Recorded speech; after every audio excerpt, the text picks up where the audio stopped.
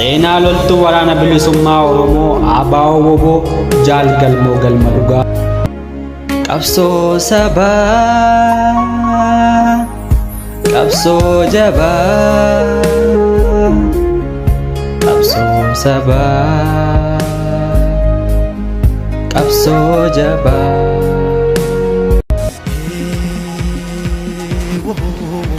Maqaan dhaloota isaa Waaqumaa Araarsaa kan ta'e Giddugala Oromiyaa Shawaa Lixaa Aanaa Dirree Hincinnii magaalaa Hincinnii ganda duwwaa tokkotti harmee isaa Aadde Dastaa Baqqalaa fi abbaa isaa Obbo Araarsaa Camadaa irraa Hagayya 5 bara 1991 akka lakkoofsa Itoophiyaatti dhalate. Waaqumaan maatii isaatiif mucaa hangafaa fi ilma tokkicha yoo ta'u obboleewwan durbaa lama waliin kan dhalate yeroo ammaa tokko lubbuun kan hin jirre yoo taatu akkasuma gama kan abbaa isaatiin illee obboleewwan dhiiraa lamaa fi durba lama kan qabu walumaa galatti abbaa obboleewwan shaniiti. Umuriin isaa barnoota dilee duraatiif gaafa ga'u achuma magaalaa Hincinnii barnoota keejii tokkoffaa fi lammaffaa xumuruun barnoota kutaa tokkoffaas achuma elemeentarii Hincinniitti barataa tureera. Jabaan amala qabeessi ilmaa Waaqumaan hiriyoota isaa jidduutti amala nama hundumaa kabaju qabaachuun kan beekamudha. Umuriin daa'imummaa kabajaa fi naamusa qofaa osoo hin taane ani eenyu gaaffii ofiin jedhullee ganamaan laphee isaa keessatti biqilchuun mucaa xiqqaa ta'uudhaan sochii barattoota Oromoo keessatti jabaachaa akka guddatetu himama.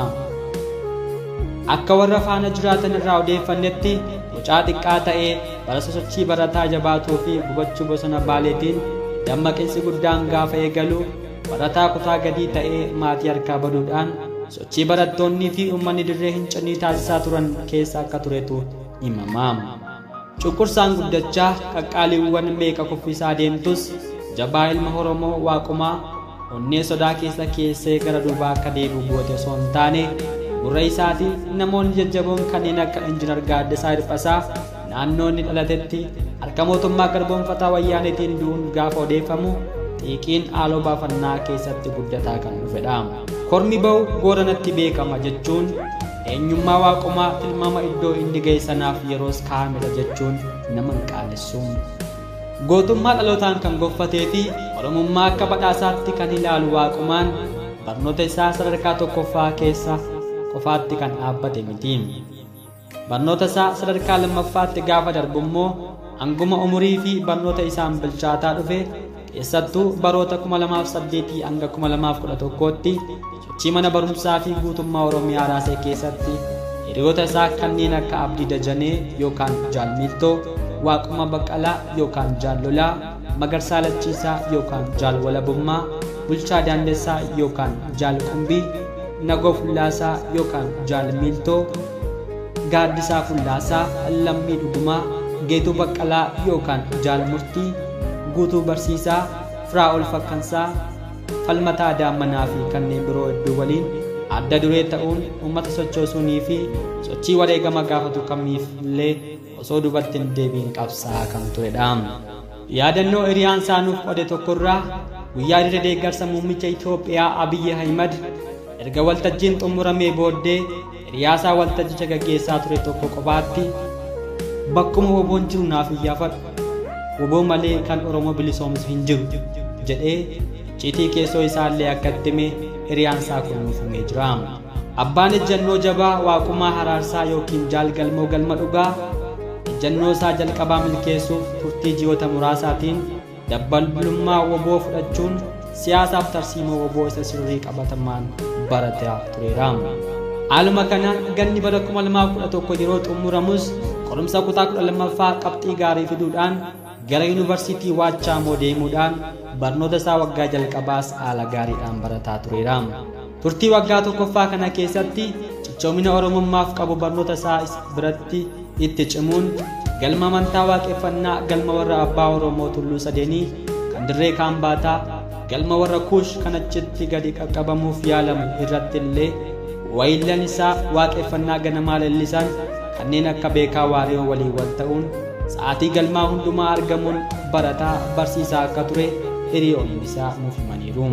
Jaal Galmoon Galma Dhugaa nama of beeku waan isaallee beekuu fi waan isaan jiraatu waan ormaallee nama kabaju abbaa naamusa gaariiti.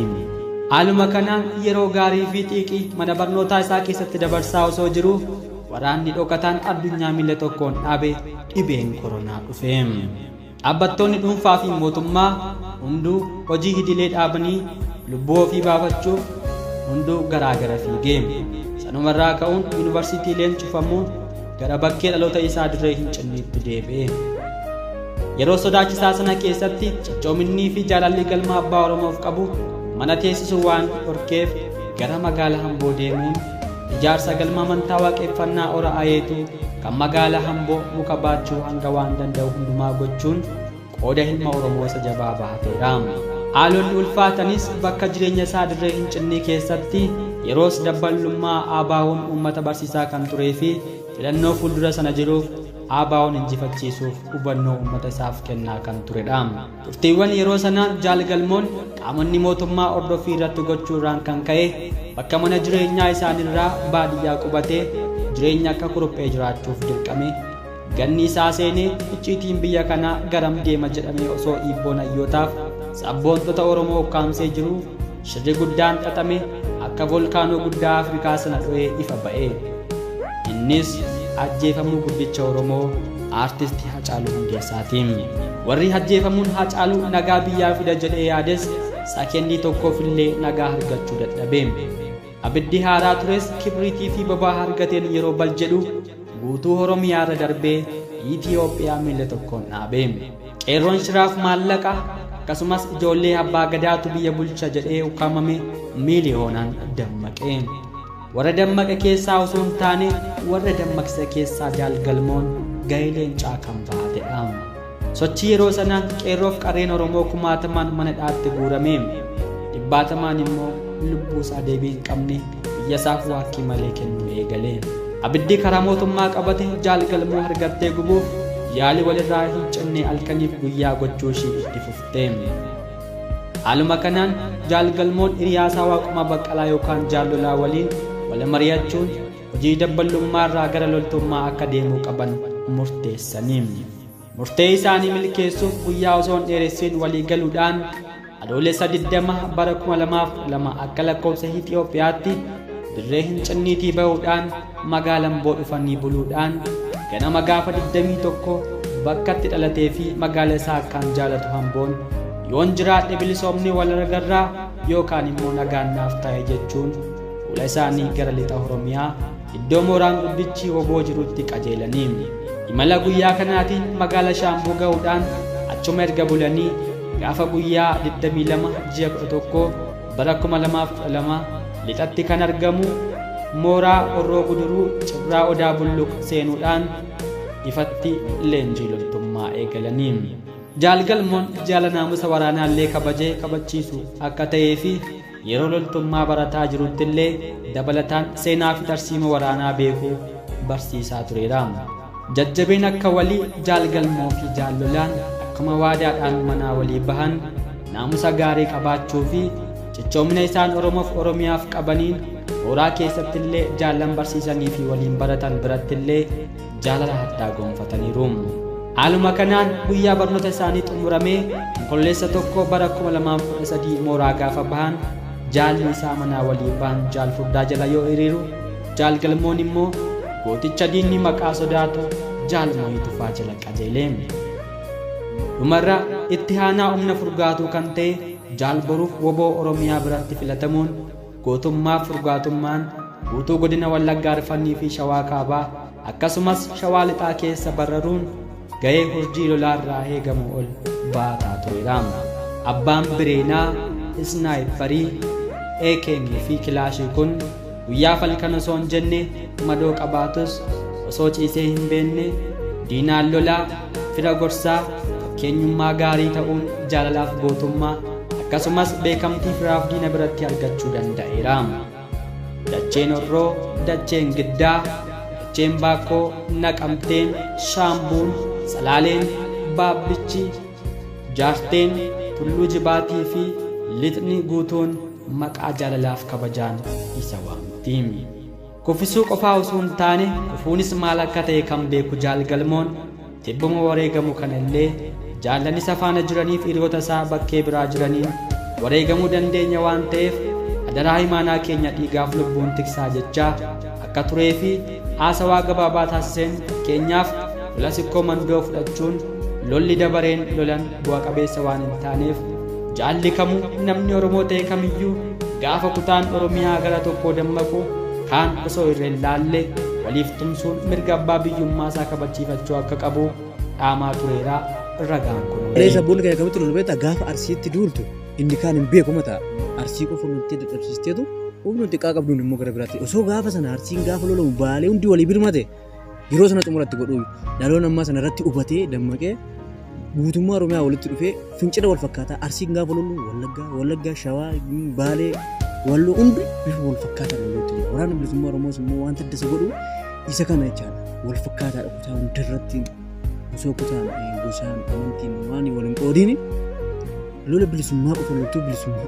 Haaluma kanaan hojii lolaa kan ta'e Jaal Galmoo Galma Dhugaa lola gaafa guyyaa 29 ji'a 5 2015 aanaa Midaaqanyi ganda bokkuu dhinsoo keessatti lamaa hooleen lubbuu diinaa hedduu erga daaraa godhee snaayiparii fi jaallan isaa golee hundaa fi uummata bal'aa yeroo hundumaa bilisummaa isaa arguuf dheebotutti nagaa dhaammateera.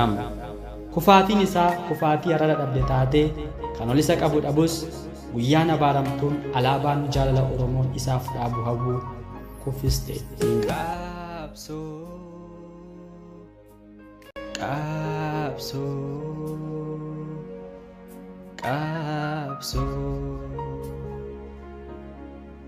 Qabsoo sabaa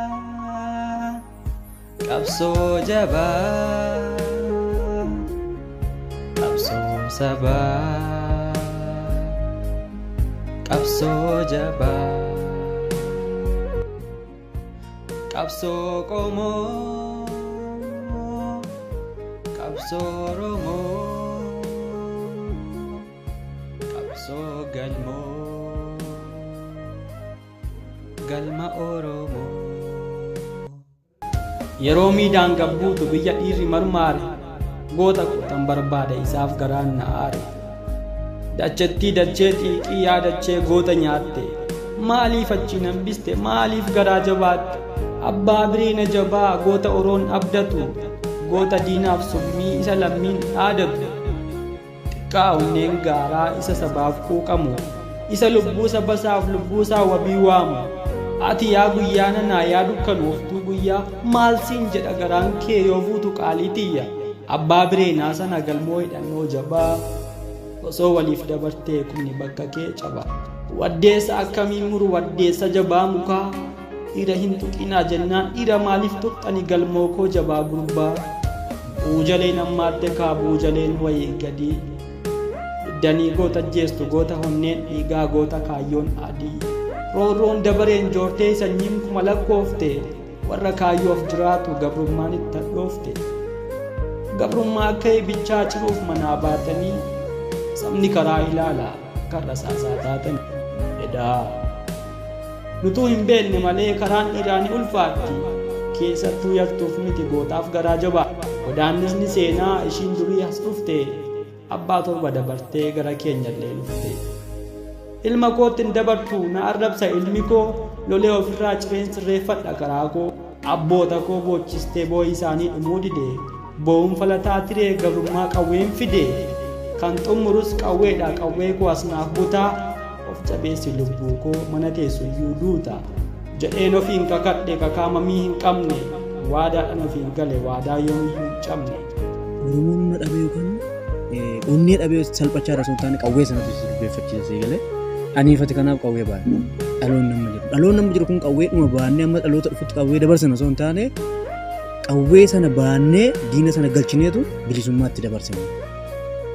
Kanaaf amma wanti asiin jechuu barbaadu nuti qawwee warra dhalootatti dabarsu osoo hin taane bilisummaa warra dhaloota dhaalchisu ta'uu qabna walabummaa Oromiyaa bilisummaa Oromoo uummata Oromoo gadi pilasa. Baadha dheetan jooree kaa bireena komichuu gaarii isa diina haxaa'ee sirraa xiqqeessu aarii.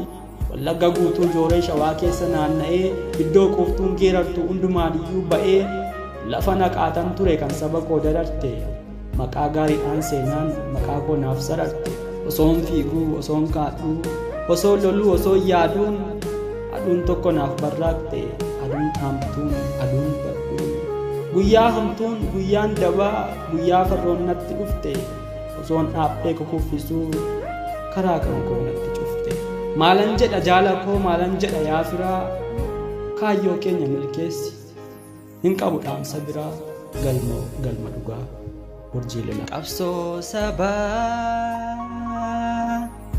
qabsoo jabaa qabsoo sabaa qabsoo jabaa